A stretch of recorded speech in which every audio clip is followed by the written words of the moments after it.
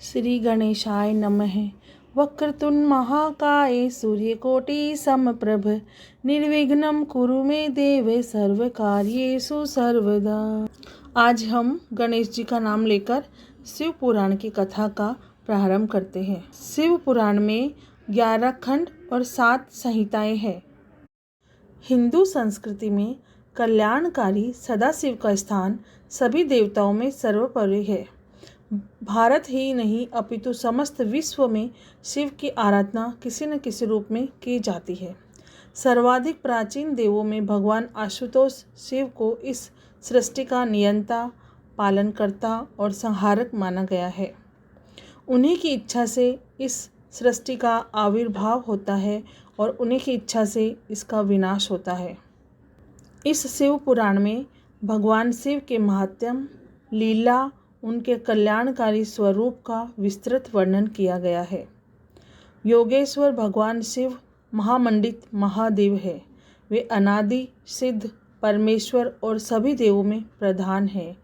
वेदों में भगवान शिव को अजन्मा, अव्यक्त, सबका कारण, विश्व सृष्टा और संहारक माना गया है। शिव का अर्थ है कल्याण रूप, अर्थात सभी का भला करने वाला। वे देव, दानव, गंधर्व, किन्नर, मनुष्य, ऋषि, मुनि, सिद्ध, योगी, तपस्वी, सन्यासी, भक्त और नास्तिकों का भी कल्याण करने वाले हैं। विश्व कल्याण के लिए वे स्वयं गरल का पान करने वाले नीलकंठ हैं और संसार में प्रलय मचाने वाले नटराज। वे स्वयंभू भगवान हैं और सभी देव दानवों के आराध्य हैं। इस महापुराण में शिव तत्व का विशद विवेचन किया गया है। सरल गद्य भाषा में शिव के विविध अवतारों, नामों, लीलाओं और उनकी पूजा विधि, पंचाक्षर मंत्र की महत्ता, अनेक ज्ञानप्रद आख्यान, शिक्षाप्रद तथा उद्देश्यपरक कथाओं का अत्यंत सुंदर आकलन किया गया है।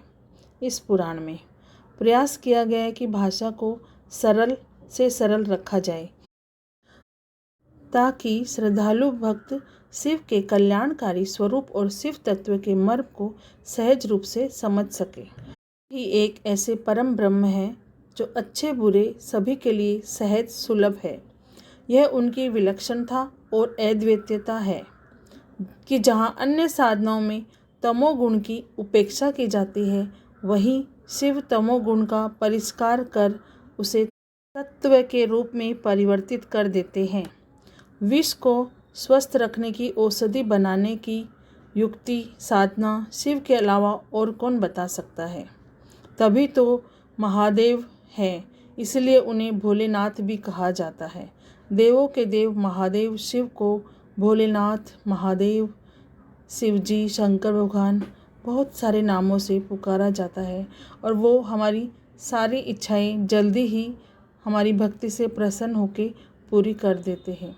ऐसे शिव बाबा भोलेनाथ महादेव को कोटि कोटि प्रणाम है।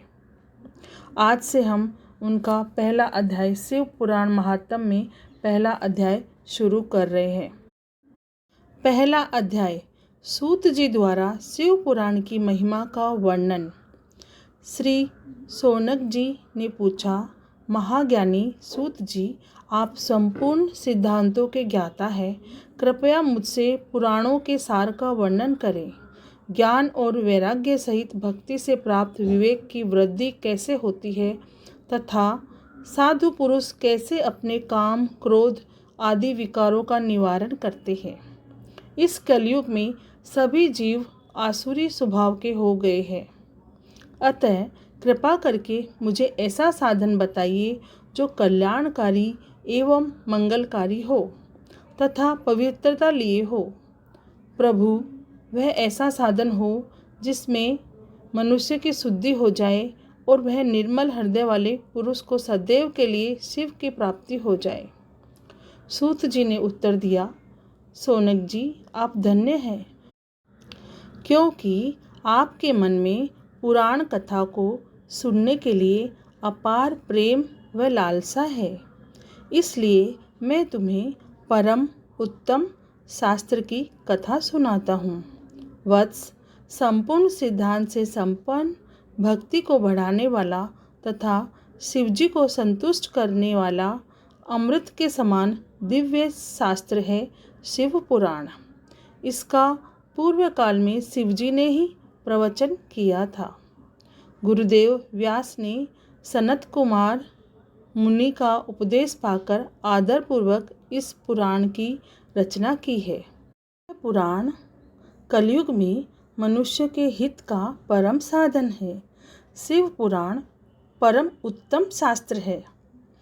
इस पृथ्वी लोक में सभी मनुष्य को भगवान शिव के विशाल रूप को समझना चाहिए। इसे पढ़ना एवं सुनना सर्व साधन है। यह मनोवांछित फलों को देने वाला है। इससे मनुष्य निष्पाप हो जाता है तथा इस लोक में सभी सुखों का उपभोग करके अंत में शिवलोक को प्राप्त करता है। शिव पुराण में 24,000 श्लोक है, जिसमें 7 संहिताएं हैं। शिव पुराण परम ब्रह्म परमात्मा के समान गति प्रदान करने वाला है। मनुष्य को पूरी भक्ति एवं संयम पूर्वक इसे सुनना चाहिए। जो मनुष्य प्रेम पूर्वक नित्य इसको वांचता है या इसका पाठ करता है, वह निसंदेही पुण्य आत्मा है। भगवान शिव उस विद्वान पुरुष पर प्रसन्न होकर उसे अपना धाम प्रदान करते हैं। प्रतिदिन आदरपूर्वक शिव पुराण का पूजन करने वाले मनुष्य संसार में संपूर्ण भोगों को भोग कर भगवान शिव के पद को प्राप्त करते हैं। वे सदा सुखी रहते हैं। शिव पुराण में भगवान शिव का सर्वस्व है।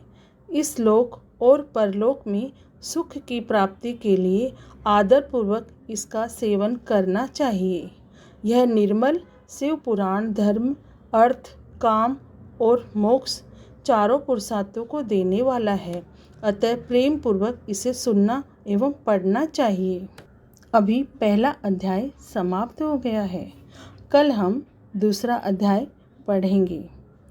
ओम नमः शिवाय, ओम नमः शिवाय, ओम नमः शिवाय, ओम नमः शिवाय। शिव बाबा, भोले शंकर बाबा को, भोलेनाथ बाबा को कोटि कोटि प्रणाम और कोटि कोटि धन्यवाद।